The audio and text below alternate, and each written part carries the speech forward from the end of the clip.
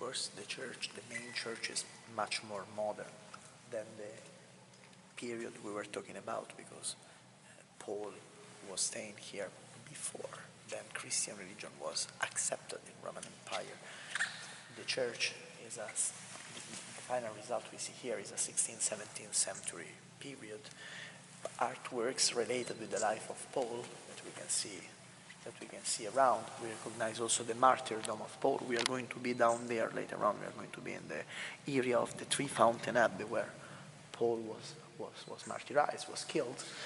And you can see also the shape of the church that's not focused, is not around the room of Paul. So sometimes people entering inside expects entering in the room of Paul and the church in there. No, actually the main church is on the side. The room of Paul is down there. So as we were saying outside, it was something that came later. At the beginning, the church was dedicated to Saint Caesarius, San Cesareo, martyr.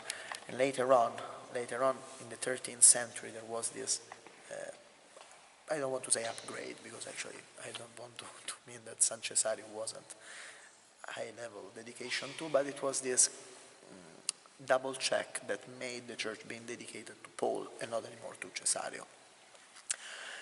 You can also notice down there on the right side of the entrance, Saulus cadens in terram audivit vocem dicentem, and so on.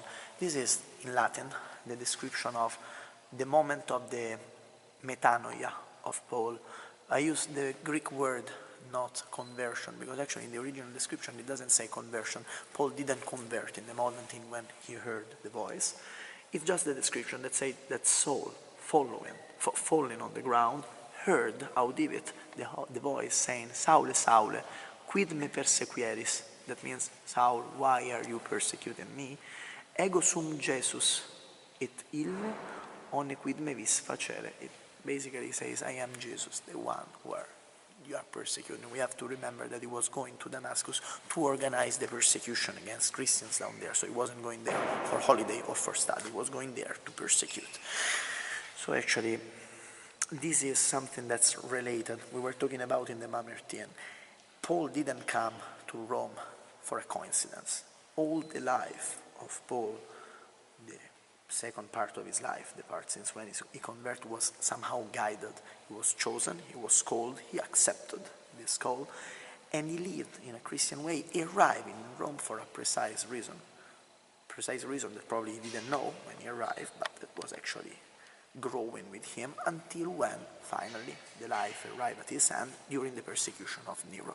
So actually when we talk about the letters written by Paul, we talk about this place. We don't talk about the Mamertine, but we talk about the room we are going to see in a while.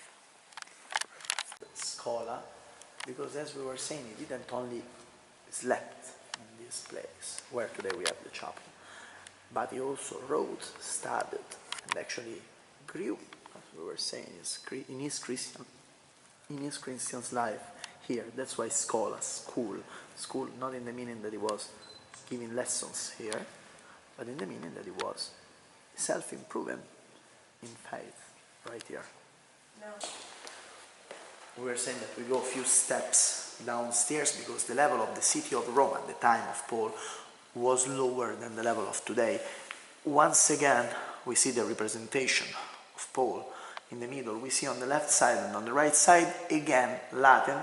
On the right, we see, sed verbum Dei non est alligatum. The sentence in total says that despite Paul was in chains, and you can see Paul in chains in the mosaic in the middle, you can put me on chains, but verbum Dei non est alligatum, but the words of the Lord, they can't be enchained, so you can't enchain the words of the Lord. Once again, we focus for a while on the symbols that you can see on the side, the sword surrounded by the palm leaf.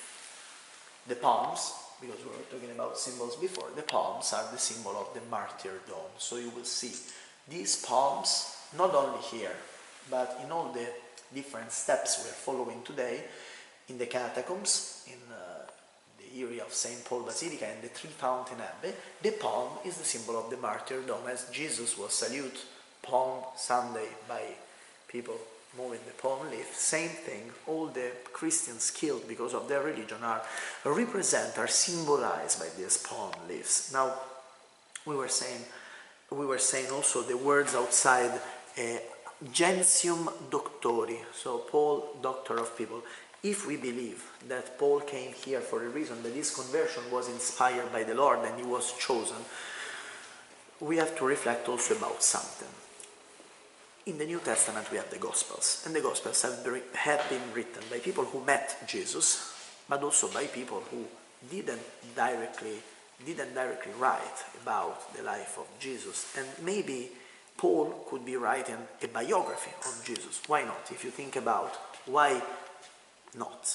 Because Paul didn't have the goal to write the biography of Jesus, despite he had probably more education than Matthew or John, because he could write in Latin, he could write in Greek, but he didn't write about Jesus explaining his life. He wrote to people, he wrote letters, he wrote something that wasn't talking about the past, because actually Jesus already died, but was talking through Jesus about the future. So it was not about something that happened 30 years before, 20 years before, but it was something about what people was going to do, what people was going to face, giving sort of I don't want to say education, but giving informations, giving a way to interpret what people was going to face in the following years during the period of the persecutions, in order to be inspired in what they were choosing to do. So that's also related with the meaning of schola, so school, that we see in this place. Now, talking about the dimension of the room, while it talks by itself, if you ask me, how was the house? I don't know, actually I don't know if this was a single room, if there were others. I know that here on the side you can see that the windows are closed, probably on the side there wasn't the church, so for sure the windows you see could be given on both sides, but this is something we don't know.